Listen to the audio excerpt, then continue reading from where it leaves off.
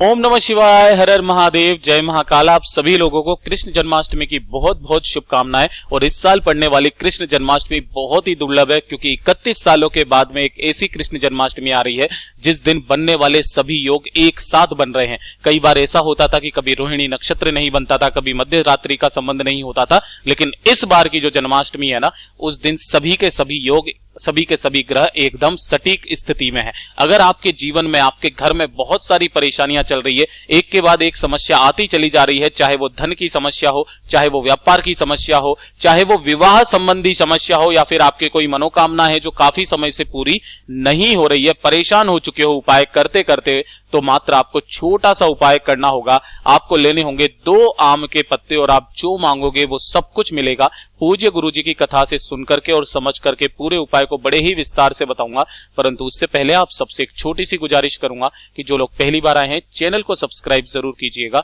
और वीडियो को लाइक करके महादेव जी का कोई सा भी प्यारा नाम, साथ ही साथ कमेंट बॉक्स में जय श्री कृष्णा जरूर लिखिएगा, ठीक है ना। इस पूरे वीडियो के अंदर हम लोग 3 महा उपाय के बारे में बात करेंगे, जो कि ना सिर्फ आपकी विवाह संबंधी समस्याओं को हल करेगा, आपके दाम्पत्य जीवन में प्रेम तरस भर देगा। दूसरा, आपके घर में धन संपदा की कभी कभी नहीं होगी, कर्जा सारा उतर जाएगा। तीसरा, आपके मान सम्मान में वृद्धि होगी, आपकी सारी मनोकामनाएं पूरी होगी, ठीक है ना।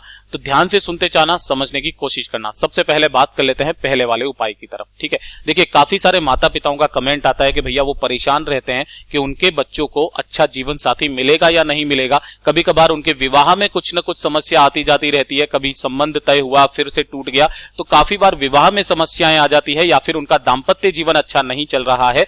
तो मात्र छोटा सा उपाय करना होगा उन सभी माता पिताओं को अपने बच्चों के लिए, ताकि उनका जीवन सुधर जाए, उनका विवाह सुधर जाए, और साथ ही साथ मन वांछित वर की प्राप्ति और मन वांछित वधु की प्राप्ति के लिए भी इस उपाय को किया जाता है। पूज्य गुरुजी ने साफ अपने शब्दों में इस वाले उपाय को बोला था, केवल और केवल जन्माष्टमी के दिन इस उपाय को करना है, ठीक है ना। ध्यान से सुनना कैसे करना होगा। आपको लेने होंगे आम के पत्ते। भैया कितने आम के पत्ते चाहिए? तो आपको आम का केवल 1 पत्ता चाहिए, ठीक है ना। आम का कितना पत्ता चाहिए? सिर्फ 1 पत्ता आपको चाहिए, ठीक। इसी के साथ में आपको लेनी होगी थोड़ी सी हल्दी। जब भी मैं आपको हल्दी बोलूं ना, तो आप इस तरीके से गांठ लिया कीजिए और उसे पीस लिया कीजिए। इस तरीके से हल्दी बना लेना, ठीक है ना। पीस करके थोड़ा सा लेना होगा आपको रोली कुमकुम। अगर रोली कुमकुम नहीं मिलता है तो आप इस जगह पर सिंदूर भी ले सकते हो, गुरुदेव ने साफ बोल दिया था कथा के अंदर ही, ठीक है। थोड़े से लेने होंगे आपको चावल के दाने, इन्हें अक्षत भी कहा जाता है, ठीक है। अक्षत क्यों कहा जाता है? आपको जो भी चावल के दाने इस तरीके से उपाय में लो ना, तो वो कहीं से भी खंडित नहीं होने चाहिए, टूटे फूटे नहीं होने चाहिए, ठीक है। अब ध्यान से सुनना, आपको क्या करना है, इन जो चावल को दानों को लिया है ना, आपको 2 हिस्सों में बांटना है। थोड़े से चावलों को आपको सिंदूर में लाल कर लेना है और थोड़े से चावल को आपको हल्दी में पीले कर लेना है, ठीक है ना। इस तरीके से अलग अलग 10-10, 15-15 दाने, इससे ज्यादा मत लेना, ठीक है ना। अब ध्यान से सुनना, इन्हीं सभी चीजों को लेकर के आपको पहुंचना होगा कहां पर? राधा कृष्णा जी का मंदिर, या फिर जहां पर भी श्री हरि विष्णु जी के किसी भी स्वरूप का मंदिर होना, वहां पर लेकर के पहुंच जाना। वहां लेकर के पहुंचना अपने बच्चे के साथ में, ये चीज ध्यान रखना, चाहे बेटी हो या बेटा हो, ठीक है ना। अब ध्यान से सुनना, आपको करना कैसे होगा कि जो आपने एक आम का पत्ता लिया है ना, उस एक आम के पत्ते पर आपको, देखिए, इस पर तो बनाना होगा एक तो पीला, जो कि आपने हल्दी से लिया है, हल्दी से स्वस्तिक बनाना है, और इसी के नीचे आपको बनाना होगा जो सिंदूर लिया है उसका स्वस्तिक। इस तरीके से एक ही पत्ते के ऊपर आपको दोनों स्वस्तिक बना लेना है, ठीक है। अब जो आपने पीले चावल करे थे, हल्दी के पीले चावल, ठीक है ना, वो हल्दी के पीले चावल आपको ये जो सिंदूर वाला जो स्वस्तिक बनाया है, इसके ऊपर आपको इस तरीके से रखना है। और जो आपने हल्दी का लगाया है ना, उसके ऊपर आपको कुमकुम, रोली या फिर जो सिंदूर है उसमें भीगे हुए चावल आपको यहां पर रखना है। ध्यान से एक बार पहले ही कह देता हूं, हल्दी वाले स्वस्तिक के ऊपर सिंदूर वाले चावल और सिंदूर वाले स्वस्तिक के ऊपर हल्दी वाले चावल को आपको रखना है, ठीक है ना।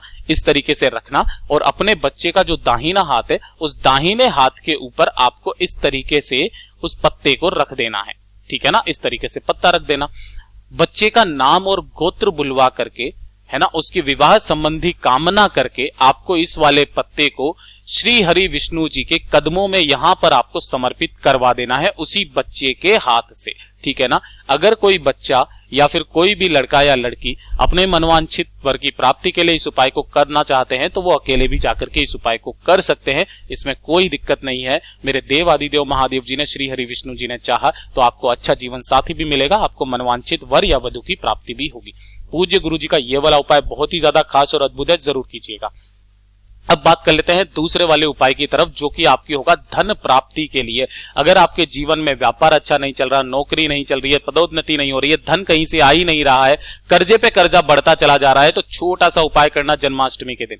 क्या करना होगा, आपको इस तरीके से लेना होगा एक लोटा, ठीक है ना। इस लोटे के अंदर भरना आपको शुद्ध जल, और कुछ भी नहीं भरना, सिर्फ शुद्ध जल भरना अपने घर का।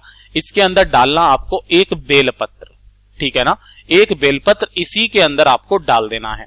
डाल दोगे और आपको डालना होगा इसके अंदर एक कमल गट्टा। ध्यान रखना, कमल गट्टा माता लक्ष्मी जी को बहुत ही ज्यादा प्रिय है, ठीक है ना।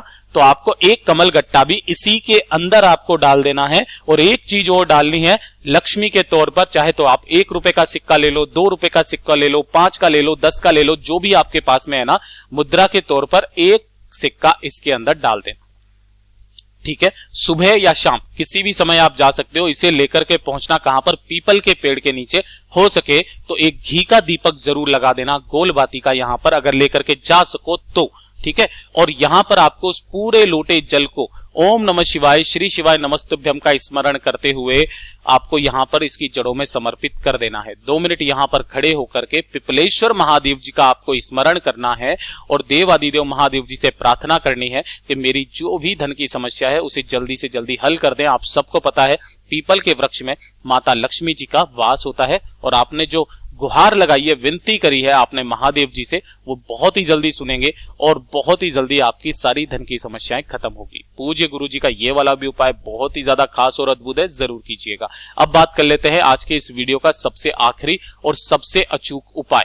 ध्यान से सुनना, अगर आपको ऐसा लगता है कि आपके मान सम्मान में वृद्धि नहीं हो रही है ना, मान सम्मान में कमी आ रही है, इज्जत नहीं बढ़ रही है, या फिर आपके शरीर में कोई भारी बीमारी हो गई है, चाहे वो आपकी स्किन से संबंधित हो, चाहे अंदरूनी बीमारी से संबंधित हो, आप इस उपाय को कर लीजिएगा। या फिर आप चाहते हो कि आपकी यश प्राप्ति चारों दिशाओं में फैले, तो इस छोटे से उपाय को करना, किस दिन करना है ये चीज ध्यान में रख लेना, जन्माष्टमी के दिन सुबह के समय कर सको तो बहुत अच्छी बात है। आपके सबके घरों में इस तरीके से तुलसी माता जी का पौधा तो लगा हुआ ही होगा, ठीक है ना। तो तुलसी माता जी के पौधे में से आपको लेनी होगी इस तरीके से एक डंडी, ठीक है ना। अब ध्यान से सुनना, डंडी आपको इस तरीके से तोड़नी नहीं है, इसके नीचे जो भी चारों तरफ गिरी हुई हो ना, अगर कोई सूखी डंडी हो तो ही आपको लेना है, तोड़ना नहीं है, ये चीज ध्यान रखना, ठीक है ना। अब उस डंडी को लेना और एक पत्थर के ऊपर आप इस तरीके से घिस लेना। जो घिस करके चंदन निकलता है ना, इसी चंदन को बोला जाता है हरी चंदन। इसको क्या बोला जाता है, हरी चंदन। तो थोड़ा सा चंदन आप साइड में निकाल लेना और एक डिब्बी में इसको भर लेना, ठीक है। और एक छोटी सी तुलसी की जो डंडी है ना, उसे अलग से ले लेना। अब ध्यान से सुनना कैसे करना है। आप जब स्नान करो तो अपने स्नान करने वाली बाल्टी में अपना नाम और गोत्र बोल करके उस एक डंडी को आपको इसके अंदर 21 बार घुमाना है। घड़ी की सुई की दिशा में कितनी बार, 21 बार आपको घुमाना है। और 21 बार घुमाने देने के पश्चात ओम नमः शिवाय या ओम नमो भगवते वासुदेवाय मंत्र का स्मरण करते हुए इसी वाले जल से आपको स्नान कर लेना है ना। स्नान करने के पश्चात जो आपने हरी चंदन बनाया था, उस हरी चंदन की एक बिंदी अपने मस्तक पर लगाना शुरू कर दीजिए। आपका मान सम्मान बढ़ने लगेगा, आपकी कीर्ति यश बढ़ने लगेगी, आपके शरीर में चाहे कितनी भी बड़ी से बड़ी बीमारी हो वो खत्म हो जाएगी।